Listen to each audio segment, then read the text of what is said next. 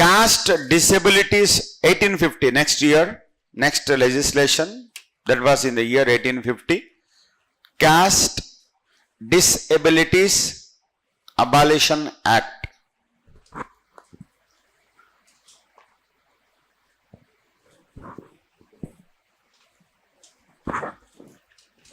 Dalhousie was the Governor General at the time. Governor General was Dalhousie. Caste Disabilities Abolition Act. Governor General was Dalhousie. Next, 1856. Religious Disabilities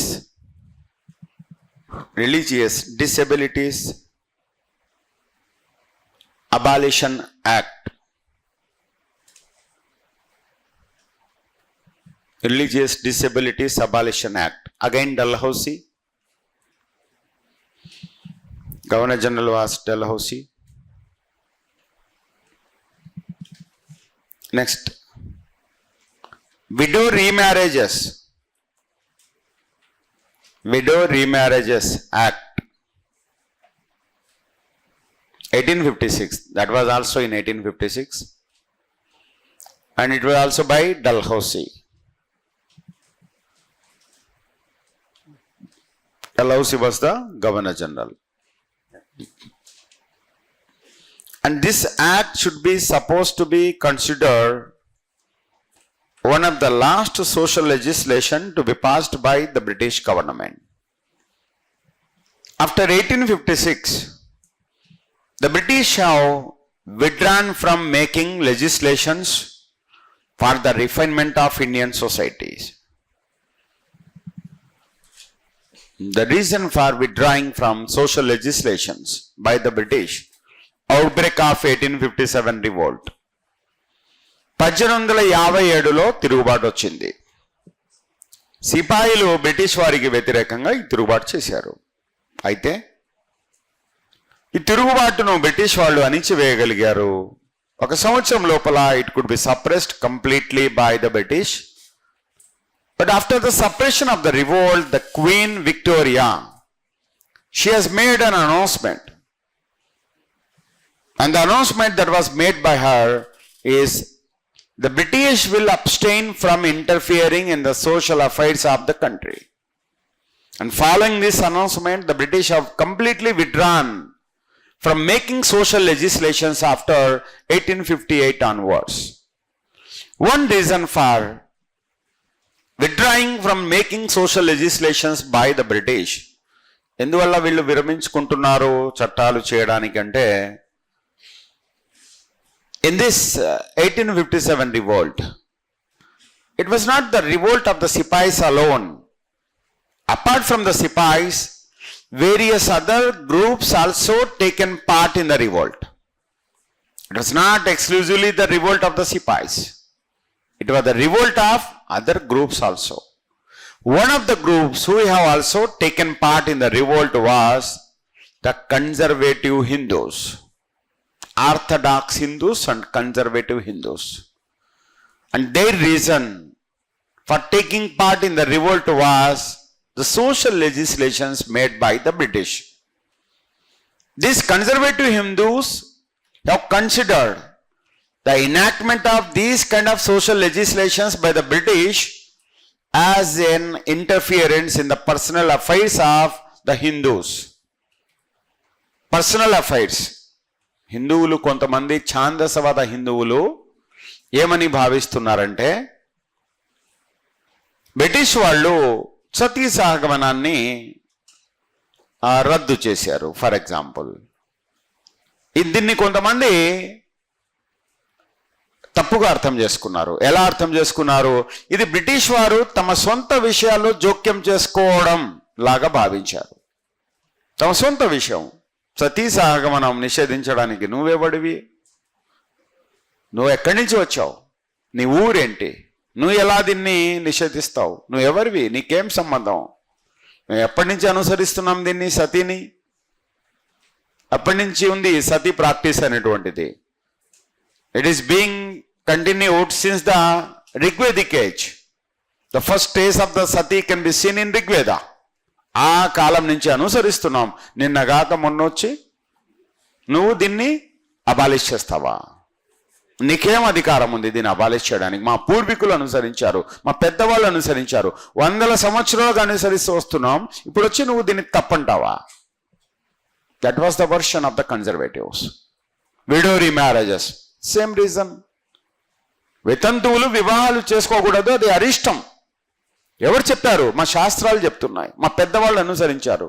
నువ్వు వచ్చి దాన్ని అనుమతిస్తున్నావు అంటే మా సంస్కృతిలో జోక్యం చేసుకున్నావు, మా సంస్కృతిని ధ్వంసం చేసే ప్రయత్నం చేస్తున్నావు. కాబట్టి నువ్వు ఇక్కడ ఉండకూడదు, నీ అధికారం ఇక్కడ ఉండకూడదు. That was their version. కాబట్టి బ్రిటిష్ వాళ్ళు ఏం చేశారు? ఈ తిరుగుబాటులో గమనించారు వాళ్ళు. One of the participants in this revolt were these conservative Hindus. They were motivated with the social legislations passed by the British, which were considered by them as the personal interference in their personal matters. కాబట్టి British వాళ్ళు ఈ తిరుగుబాటును అణిచివేసిన తర్వాత హామీ ఇచ్చారు. Okay, so మీరు తిరుగుబాటు చేయడానికి ఇదా కారణం, సరే. మీ ఆడోళ్ళను చంపుకుంటారా? చంపుకోండి. పెళ్ళిళ్ళు చేయరా? కానివ్వండి, మాకేం నష్టం. We are bothered with our rule. We are not bothered with our culture, with your practices and all. We will never involve in your practices here also. ఇప్పటి నుంచి ఇక మేము ఇన్వాల్వే కాము, మీరు ఏం చేసుకుంటారో చేసుకోండి, మేము ఒక్క చట్టం కూడా చేయం, సోషల్ లెజిస్లేషన్స్. కాబట్టి you cannot observe the social legislations with the same intensity with which they were carried by the British prior to the 1857 revolt. They were started around 1800. By 1856, they have made series of social legislations. In this 50 years of span of period, many legislations have been passed by the British. The same kind of intensity cannot be seen after the 1857 revolt. If you look at the 50 years of the post-revolt period, no such legislations can be observed, exception being 1 or 2. అక్కడక్కడ 1 అర చేస్తున్నారు తప్ప ఇక ఇంతకు ముందులాగా చట్టాలు చేయడం లేదు. ఎందుకంటే వాళ్లకు దీనివల్ల ప్రమాదం అని తెలిసింది. హిందువులు తమను శత్రువులుగా చూస్తున్నారు దీనివల్ల. కాబట్టి ఇక ముందు మేము చట్టాలు చేయం. అయినా కొన్ని చట్టాలు చేయబడుతున్నాయి after 1857 also. Let's see some of them. For example, in 1871,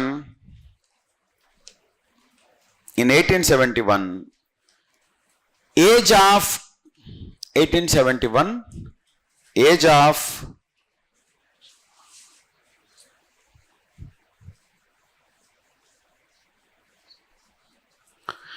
of consent act,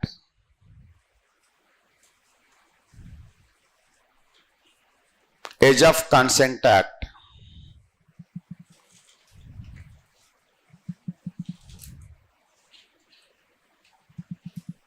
The act prescribed minimum age for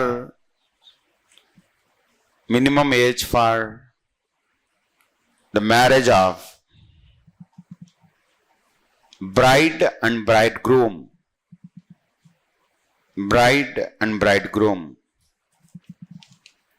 as 12 and 18 respectively. 12 and 18 respectively. Next one, 1930 Sharada Act. 1930 Sharada Act.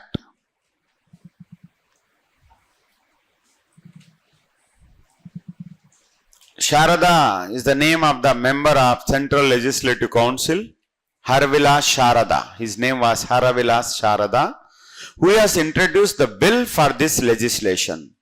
Generally, when a legislation gets enacted into an act, it will be named after the man who introduces the bill in the parliament. So this bill in the parliament was introduced by Harivilas Sharada. It was introduced by Haravilas Sharada. So after his name, the act was called as Sharada Act. 1913 is the year. 1930. 1930. The act enhanced the minimum marriage age for the bride from 12 to 14. 12 to 14.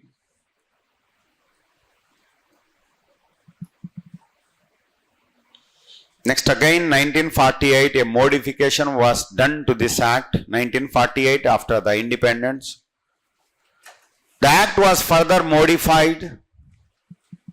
Minimum age for the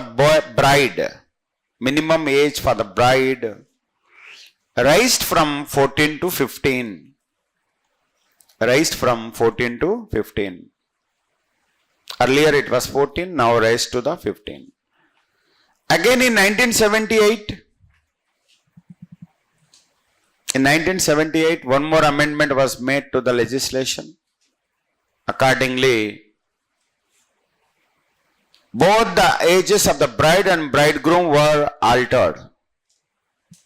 Ages of the bride and bridegroom were altered. And they were enhanced as 18 and 21. 18 and 21. And it is the existing age for the marriages. 18, 21. 18 for the bride and 21 for the bridegroom. Yes. This was done subsequently in 1978. And recently the central government has proposed to modify it further. It was not done so far. So an attempt has been made by the central government. భారతదేశంలో ఇంత బీభత్సంగా success అయిన సామాజిక చట్టం లేదని చెప్పవచ్చు మనం. ఎందుకంటే 1821 లోపల ఎవరికి వివాహాలు అవ్వవు. అంటే ఇది బాగా సక్సెస్ అయిందనమాట. అంటే we people are well matured than the legislation. ఈ చట్టం కంటే కూడా మనం బాగా మెచ్యూరిటీ కలిగి ఉన్నాం. అందుకే 18 years లోపల ఏ అమ్మాయికి పెళ్లి కాదు. Rare cases in the rural areas except that. Generally 18 is not the general age. ఇప్పుడు మినిమం అంటే 20-25 years అవుతుంది అమ్మాయిలకే. ఇక అబ్బాయిలకైతే ఇంకా చెప్పలేం, ఎంతైనా అవ్వచ్చు.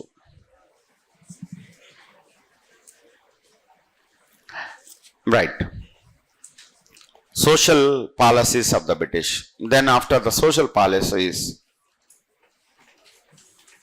coming to the last part of the discussion in this topic, economic policies of the British.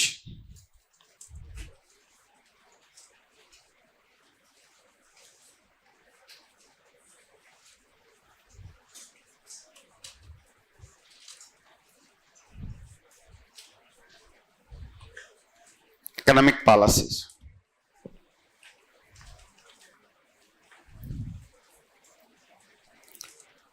The British economic policy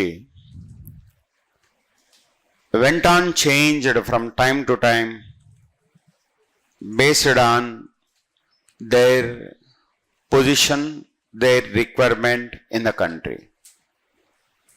It was not static. It was dynamic. It went many changes from time to time based on the situations.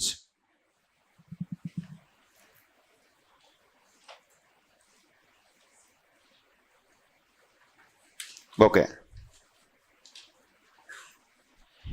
This policy also can be studied by dividing into two phases. First phase. First phase commences from 1600 and goes roughly up to 1750.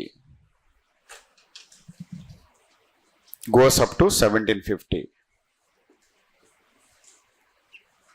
second phase commences around 1757 and goes up to 1947.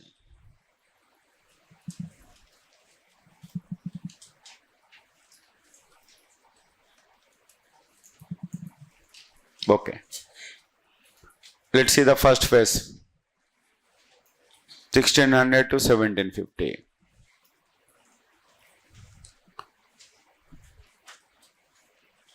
This phase was considered as the glorious phase for Indian economy. Glorious phase for Indian economy. It was a glorious phase for Indian economy, and this phase was beneficial to Indians. Beneficial to Indians.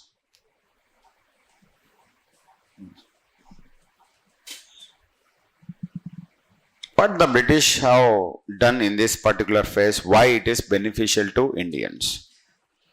In this phase, the British used to bring the investment from their mother country. They used to bring their investment from their mother country. The investment was gold. It used to be brought in the form of bullion. They used to bring the bullions from their mother country for investing it in India. It was invested in India. The bullion that was brought by them invested in India. So after investing their gold, their capital, their investment in India, they used to purchase, they purchased here the manufactured goods. The manufactured goods, that means finished goods. They purchased the finished goods, manufactured goods.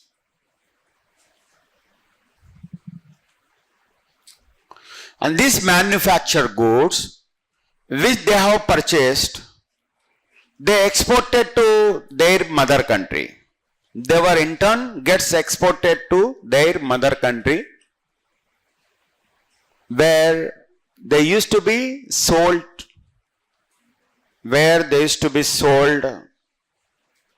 at higher prices. They used to be sold at higher prices. Bringing investment into India, investing it in the country, purchasing, procuring the manufactured goods from the Indian traders, Indian merchants, Indian artisans. They were the manufacturers in the country. Indian traders, artisans, merchants from whom these products is to be purchased by them. And the purchased products used to be exported to their mother country, where they used to be sold for higher profits. So this kind of system was carried by them for almost 150 years. 150 years. In this period, they even introduced a new system called putting out system. A new system was also introduced by them, putting out system. Nothing but the meaning of putting out system, extending advances, extension of advances, extension of advances to the Indian manufacturers. Extension of advances to Indian manufacturers. Indian manufacturers used to be provided advances so that the finished commodities by them will be sold to the Britishers. ఈ దశలో British వాళ్ళు ఏం చేస్తున్నారంటే, ఒక వ్యాపారి ఏం చేస్తాడో అదే చేస్తున్నారు. ఫక్తు వ్యాపారులుగా ఉన్నారు వీళ్ళు. తమ దేశం నుంచి డబ్బులు తెచ్చుకుంటున్నారు, పెట్టుబడులు. ఏ రూపంలో వస్తున్నాయి పెట్టుబడులు? బంగారం రూపంలో, బులియన్ అంటున్నాం. దాన్ని భారతదేశంలో ఇన్వెస్ట్ చేస్తున్నారు. ఇన్వెస్ట్ చేసి ఏం కొంటున్నారు వీళ్ళంటే, వస్త్రాలు కొంటున్నారు, తయారైన వస్తువులు, ఫినిష్డ్ గూడ్స్ అంటున్నాం మనం, తయారైనటువంటి వస్తువులు. వస్త్రాలు కొంటున్నారు, ఇతరత్ర వస్తువులు కొంటున్నారు, వాటిని తమ దేశానికి ఎగుమతి చేస్తున్నారు, అక్కడ వాటిని అధిక ధరలకు అమ్ముకుంటున్నారు. ఫలితంగా ఏమవుతుంది?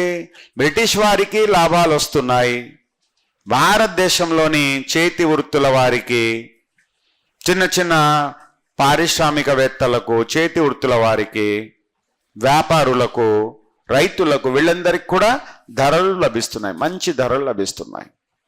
వాళ్ళ వస్తువులకు డిమాండ్ ఉంది, గిరాకీ ఉంది బ్రిటన్లో. కాబట్టి వీళ్ళు ఆ డబ్బులు తెచ్చి వీళ్ళ దగ్గర ఈ వస్తువులు కొనుక్కొని తీసుకెళ్ళి తమ దేశంలో లాభాలకు అమ్ముకుంటున్నారు. ఇక్కడ ఏం జరుగుతోంది ఈ దశలో అంటే, both the Indians as well as the Britishers were got benefited. వాళ్లకు లాభం కలిగింది, మనకు లాభం జరుగుతోంది. దీంతో పాటు భారతదేశంలో మన తయారీదారులకు they used to suffer with an inability.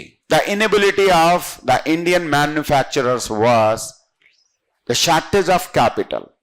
This shortage of capital also could be overcome by them because of the putting out system introduced by the British. In this putting out system, వీళ్ళు ఏం చేస్తున్నారు? ముందుగానే భారతదేశంలోని తయారీదారులకు డబ్బులు ఇస్తున్నారు. భయానా అనుకోవచ్చు మనం. ముందుగానే డబ్బులు ఇస్తున్నారు, ఇచ్చేసి ఇదిగో అడ్వాన్స్ ఇస్తున్నాం, మీరు తయారు చేసిన వస్తువులన్నీ మాకే అమ్మాలి. పోర్చుగీస్ వాళ్ళు ఉన్నారు, డచ్ వాళ్ళు ఉన్నారు, కాంపిటీషన్ ఉంది వీళ్లకు. కాబట్టి ముందుగా ఇవన్నీ మాకే అమ్మాలి అని ఫస్ట్ డబ్బులు ఇచ్చేస్తున్నారు. ఆ డబ్బులు రావడంతో మన వాళ్లకు జరుగుతున్నటువంటి మేలు ఏంటంటే, they were able to purchase the raw material by spending these advances given to them by the British traders. So with the help of these advances, they used to procure the raw material and they used to make the finished goods, the manufactured goods, which were acquired by the British to be sold to in their mother country. This system was continued for 150 years. It was beneficial to both the Britishers as well as the Indians. So historians have considered this particularly the Marxist historians or the modern historians. They consider this period, though this period appears to be beneficial to Indians, Marxist historians and the modern historians, they consider this period as the flash or the light, of a dying lamp. Flash or light of a dying lamp. This glory which lasted for this 150 years was commented by the Marxist historians and the modern historians. Marxist and modern historians as the light of a dying lamp. ఆరిపోయే దీపం యొక్క వెలుగు లాంటిది అంటున్నారు కొంతమంది చరిత్రకారులు దీనిని.